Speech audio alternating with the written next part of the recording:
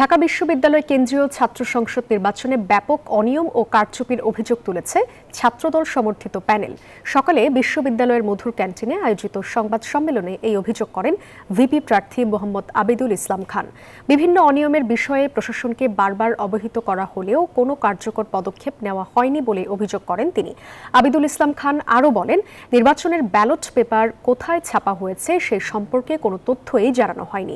Vote কেন্দ্রে তাদের polling এজেন্টদের সঠিকভাবে দায়িত্ব পালন করতে দেয়া হয়নি। নির্বাচন শেষ হয়েছে প্রায় 2 সপ্তাহ হতে চলল। আমরা আমাদের জায়গা থেকে যে অভিযোগগুলো এসেছে, যেগুলোর প্রমাণ আমরা পেয়েছি, সেগুলো সম্পর্কে ঢাকা বিশ্ববিদ্যালয় নির্বাচন কমিশন এবং ঢাকা বিশ্ববিদ্যালয় প্রশাসনের কাছে আমরা